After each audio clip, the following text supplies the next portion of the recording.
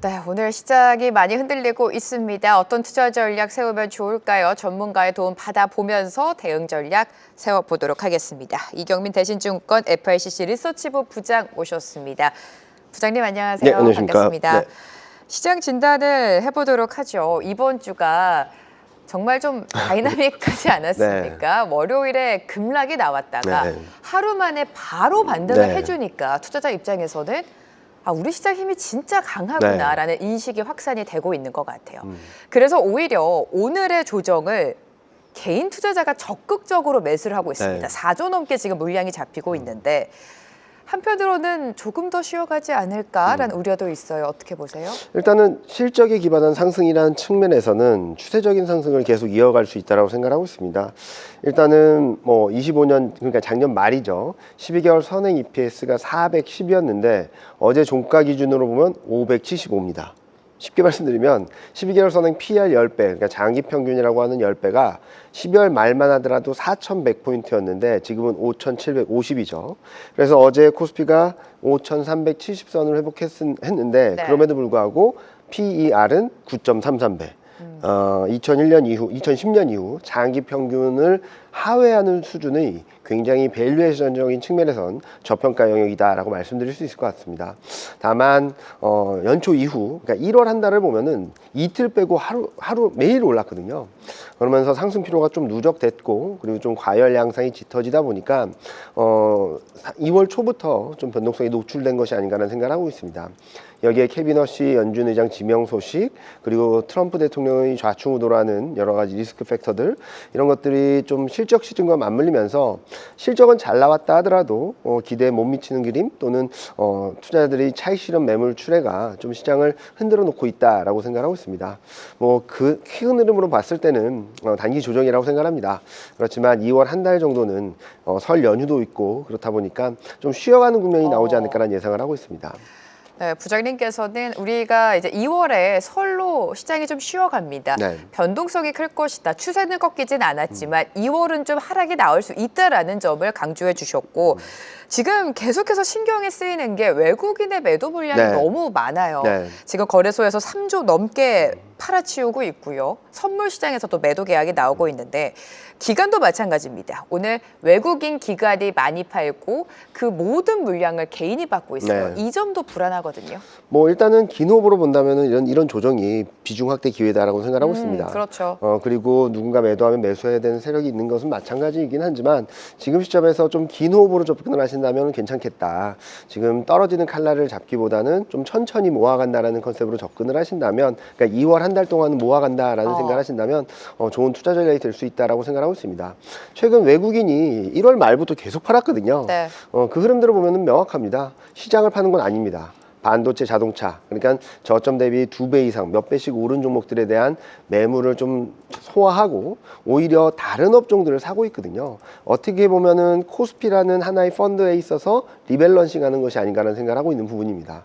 즉 많이 올라서 오버웨이트, 그러니까 원래 예정했던 비중보다 많이 오른 종목들은 일부 조정을 하고 그리고 그로 인해서 언더웨이트, 시장 비중보다 낮아진 업종들은 좀 채워가는 그림이다라고 생각하고 있어서 저희는 이런 매물 소화 과정을 거친 뒤에는 다시금 외국인 순매수가 유입되지 않을까라는 예상을 하고 있으니까 1월 말부터 2월 초중반 그리고 2월 후반부까지도 수급을 조금 좀 보시면 좋을 것 같다는 생각을 하고 있고요.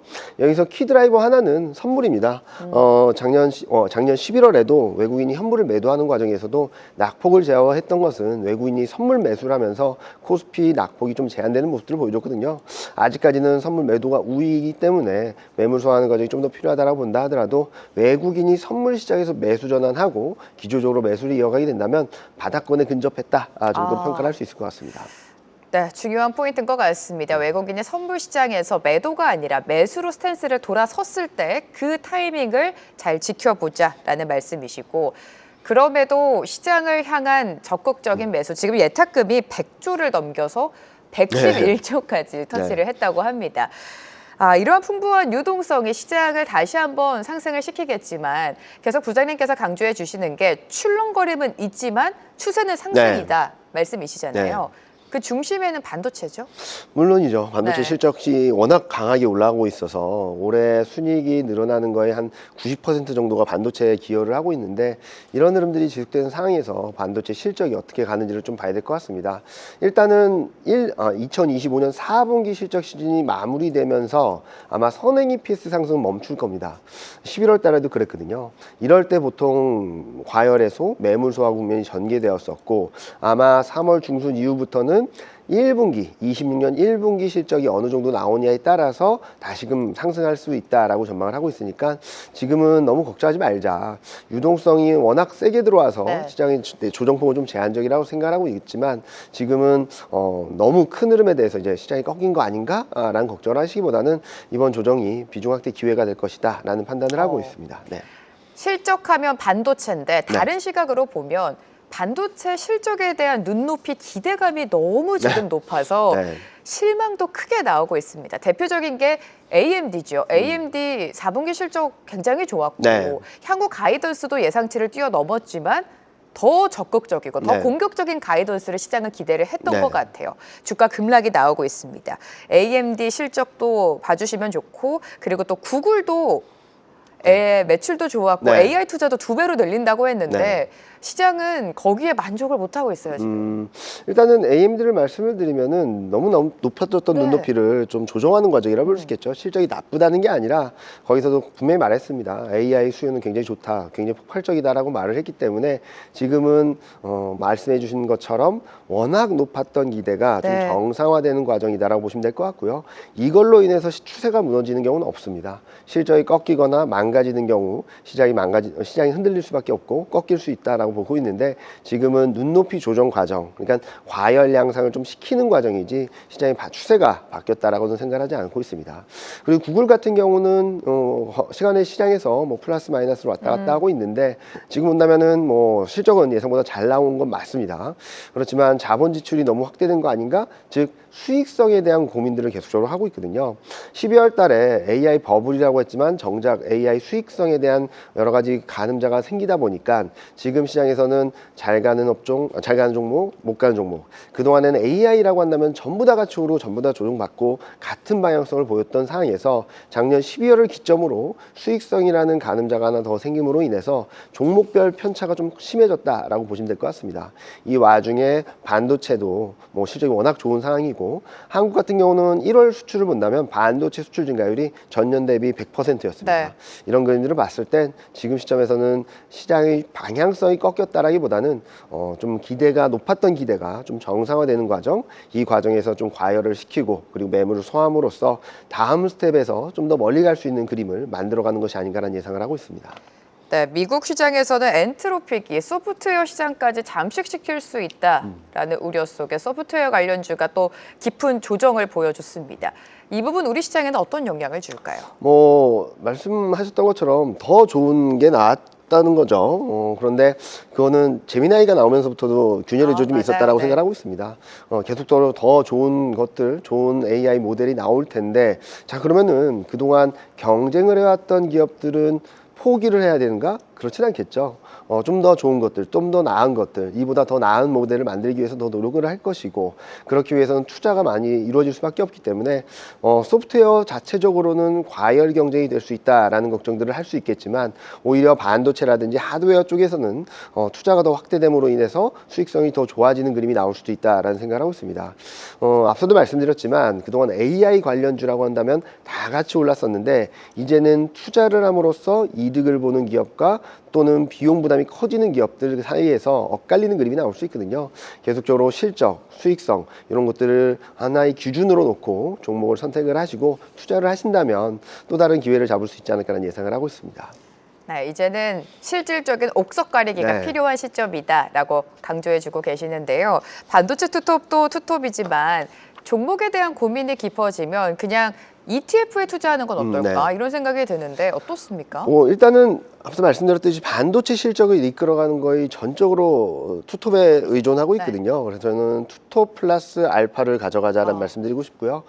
ETF도 굉장히 여러 가지가 있습니다. 그중에서 소부장 ETF를 편입을 하신다면 투톱과 함께 중소형주, 소부장 쪽에서의 플러스 알파 수익률을 낼 수 있는 그런 전략이 되지 않을까라는 생각을 하고 있습니다. 저도 여러 가지 세미나나 이런 데서 많이 다니면서 말씀드린 거는 투톱 절대 놓쳐서는 안 된다라는 말씀을 계속적으로 드리고 있습니다. 만약에 이 투톱이 꺾이게 된다면 코스피 시장 자체도 흔들릴 수밖에 없거든요. 그 전까지는 이 투톱이 시장을 끌고 갈 수밖에 없는 상황이라서 지금 단기 조정이 있다 하더라도 좀 조정은 비중 확대 기회라고 보고 있고, 지금 시점에서는 너무 빠르게 가져가지 마시고요. 네. 제가 그동안 말씀드렸던, 그러니까 1월 말 2월 초 저희가 2월 전망을 하면서 말씀드렸던 거는 반도체, 자동차, 2000년은 추격 매수는 최대한 자제하자는 말씀드렸었는데, 분명히 2월 중에 기회를 줄 거라고 생각하고 있습니다. 물론 지금 비중이 거의 없으신 분들은 지금부터 천천히 모아간다라고 네, 네. 생각을 하시면 좋을 것 같고, 또 하나는 최근 또 소부장들이 좀 들썩들썩 하거든요. 이쪽에 있어서도 좀 충분히 수익을 낼 수 있는 구간으로 들을 수 있어서 투톱 플러스 소부장 ETF 이렇게 포트폴리오를 짜 나가신다면 아마 반도체 투자에서는 굉장히 좀 긍정적인 성과를 내지 않을까라는 예상을 하고 있습니다. 네, 무조건 반도체 투톱 플러스 그리고 ETF 소부장입니다. 오늘 삼성전자랑 하이닉스가 5%대 급락이 나오고 있어요. 하지만 부장님 말씀은 오늘 다 적극적으로 담기보다는 네. 2월의 변동을 활용하면서 오늘 조금씩 담고 네. 분할 매수 관점으로 맞습니다. 네. 투톱은 내 포트 안에 무조건 챙겨보자라는 전략 계속 강조해주고 계십니다. 자, 오늘 이렇게 반도체가 차익 실현 매물이 쏟아져 나오면서 하락하고 있고, 그 자금이 그동안 가지 못했던 섹터로 좀 퍼지고 있는 네. 양상이에요. 춘절을 앞두고 뭐 카지노, 호텔, 화장품 다 시세를 내주고 있는데, 화장품 안에서 APR 볼게요. 네. APR이 1조 클럽 들어갔고 네. 올해 2조를 향해 가고 있다고 합니다. 우리가 생각하는 것보다 특히 미국 시장에서 네. 엄청난 흥행을 하고 있어요. APR 실적은 어떻게 보셨습니까? 일단 저희 대신증권에서 네. 그동안 말씀드렸던 것은 내수주 중에서도 해외 매출 비중이 높은 애들을 계속적으로 중요하죠. 봐야 된다는 말씀드렸었는데요. 뭐 여러 가지가 엮여 있는 거죠. K 컨텐츠, K 문화, 거기에 따른 제품 판매, 이런 것들이 다 엮여 있다 보니까, 그리고 뭐 이런 열기가 식을 줄 모르는 상황이고, K-팝 데몬 헌터스라는 걸로 통해서 또 다른 붐을 일으키고, 그러니까 계속적으로 시너지 작용이 일어나고 있다라고 생각하고 있거든요. 그래서 뭐 미국뿐만 아니라 유럽, 뭐 여러 나라에서 매출이 높은 기업들은 계속적으로 관심을 가져야 된다라는 말씀을 드리고 싶습니다. 물론 순환매 차원에서 움직임일 수도 있겠지만, 아마 순환매 차원에서 움직임 플러스 실적 호조 플러스 해외 기업 매출 확대, 이런 것들이 좀 잘 맞물리고 있어서 APR뿐만 아니라 화장품 내에서도 좀 해외 매출 비중이 좋으면서 아마 한중 관계가 좀 더 개선되면은 플러스 수익률을 낼 수 있는, 플러스 이익을 낼 수 있는 기업들을 선별을 해보신다면 굉장히 좋은 성과를 거두시지 않을까라는 생각을 하고 있습니다. 지금 전반적으로 좋은 그림들이 만들어지는 상황에서 시장이 불안정할 때 오히려 내수주에 관심이 많고, 그 중에서도 실적이 좋은 종목들, 그쪽들이 좀 많이 움직이고 있습니다. 순환매 플러스 실적 호조, 이 두 가지를 키로 놓고 한번 투자를 해보신다면 아마 2월에는 코스피 시장이 불안하다 하더라도 차별적인 흐름들을 보여주지 않을까라는 예상을 하고 있습니다. 네, 순환매가 돌면서 오늘 화장품 쪽으로 매기가 쏠리고 있는데, 여기서 중요한 거는 해외 비중이 높은 기업을 봐야 된다. 실적이 뒷받침되고 있는 해외 비중 탄탄한 종목을 옥석을 가려보자라는 진단 말씀이시고요. 오늘 호텔이랑 카지노주도 네. 모처럼 좀 잘 가고 있습니다. 사실 네. 어제까지도 카지노주 흐름이 좋았는데 오늘 같은 하락장 속에서 더욱더 상승이 눈에 띄는 것 같습니다. 중국 춘절 전까지 좀 끌고 갈까요? 뭐 충분히 가능성 있는 시나리오다라고 생각하고 있고요. 뭐 최근 흐름들을 보면은 굉장히 반복되는 패턴이 나옵니다. 2025년 7월, 8월 두 달 박스권, 그리고 9월, 10월, 11월 3일 고점 찍고 11월 조정을 받았죠. 지금이랑 그때랑 굉장히 비슷하거든요. 그때도 11월 조정 국면에서 내수주가 차별적으로 상승을 했습니다. 그동안 소외되었던 내수주들이 차별적인 상승을 보여줬다는 측면에서 지금 순환매 차원에서의 흐름들이 계속적으로 나타나고 있고, 때마침 춘절이라는 장기 휴가 연휴 시즌이 있다 보니까 이런 소비에 대한 기대감들이 좀 커지고 있다 정도로 평가를 하고 있습니다. 단기적으로 끝날 수도 있겠지만 그 안에서 실적이 확실히 올라오는 쪽들을 좀 선별하신다면 코스피 실적 장세 또 다른 한 축으로 작용하지 않을까라는 예상을 하고 있습니다.